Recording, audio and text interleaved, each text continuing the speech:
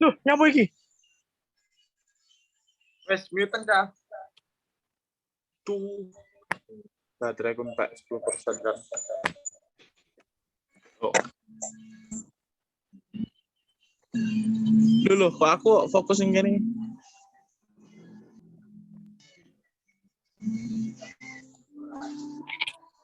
Ini apa, Cok? Iku nyapa iki? Wes ya, Assalamualaikum warahmatullahi wabarakatuh. Waalaikumsalam warahmatullahi wabarakatuh.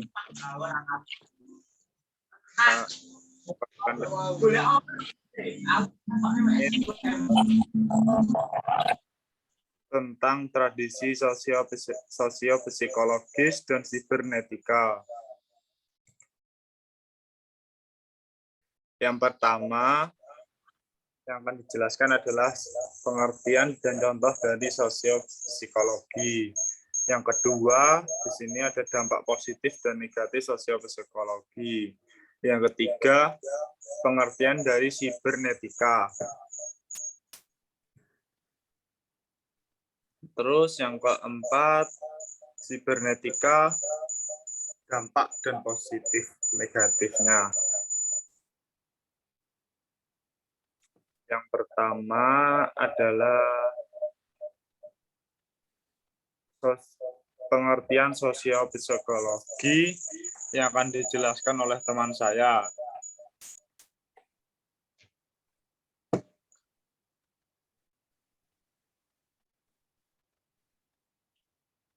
Untuk Mbak Putri Janatun dipersilahkan.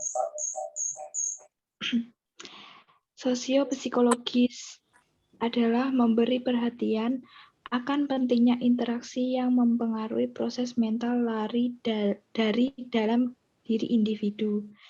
Dalam teori komunikasi, arah sosiologis yakni menempatkan manusia sebagai makhluk sosial, dengan demikian dapat bentuk interaksi, ekspresi, dan pengaruh.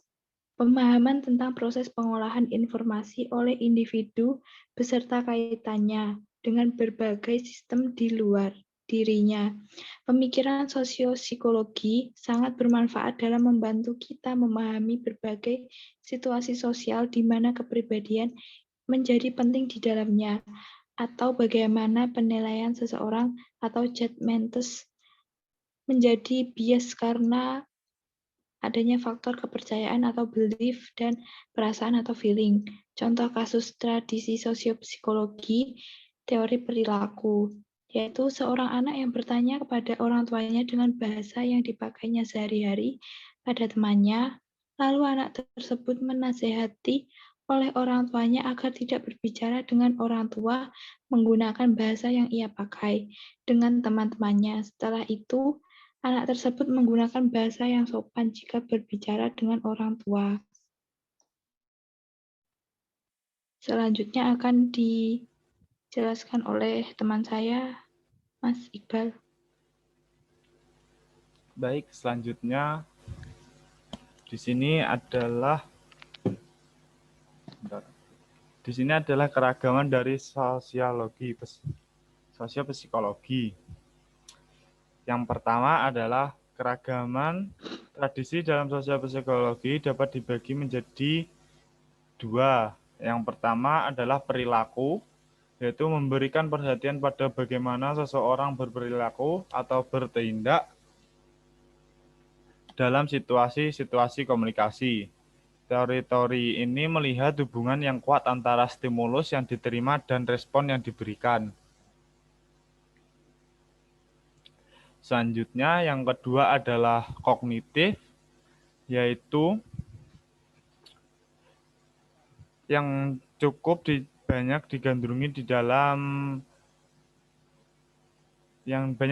saat ini. Cabang ini berkonsentrasi pada pembagian individu memperoleh, menyimpan, dan memproses informasi dalam cara yang mengarahkan output perilaku.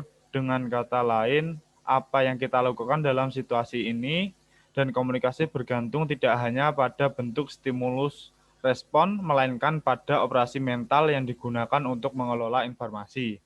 Selanjutnya, sudut pandang biologis. Karena kajian diasumsikan semakin penting. Para ahli psikologis dan teori perilaku pun tertarik dalam efek-efek fungsi dan struktur otak dan faktor genetik dalam mengerjakan perilaku manusia.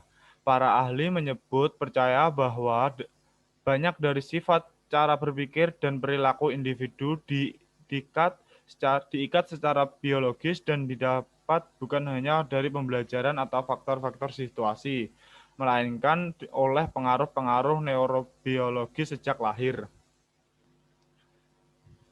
Baik, selanjutnya adalah pengertian sibernetika. Sibernetika adalah sebuah studi interdisiplin tentang struktur sistem regulasi, dan sibernetika berhubungan erat dengan teori informasi, teori pengendalian, dan teori sistem, setidaknya dalam bentuk urutan pertamanya.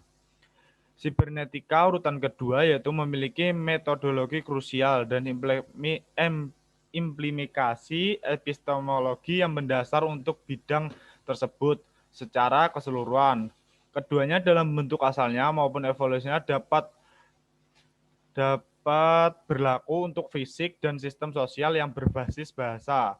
Konsep yang dipelajari dalam sibermatikawan adalah kepada pelajar, kognisi adaptasi, kendali sosial emergensi, komunikasi efisiensi, dan interkonektivitas.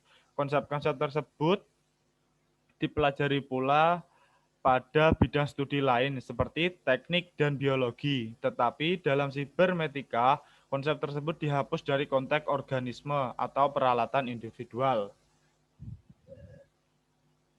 Selanjutnya, dampak sibernetika akan dijelaskan oleh teman saya, Miftahul Falah. Miftahul Falah, dipersilahkan. Dampak sibernetika. Dampak sibernetika positifnya yaitu dapat diterapkan dalam kelompok sebagaimana instruksi dalam kelas bagi setiap individu. Yang kedua, kegiatan pengajaran dapat membuat pandangan terhadap tujuan pembelajaran menjadi lebih berstruktur dan terorganisasi dengan baik. Yang ketiga, menyediakan dasar bagi pendidikan diri sendiri. Dampak negatifnya yaitu teori belajar sibernetika sulit diterapkan atau diaplikasikan dalam suatu proses pembelajaran karena tidak secara langsung membahas mengenai proses belajar. Oke, sudah selesai. Baik, sekian dari presentasi kami. Jika ada yang ditanyakan, bisa bertanya melalui kolom komentar atau kontak person yang tersedia.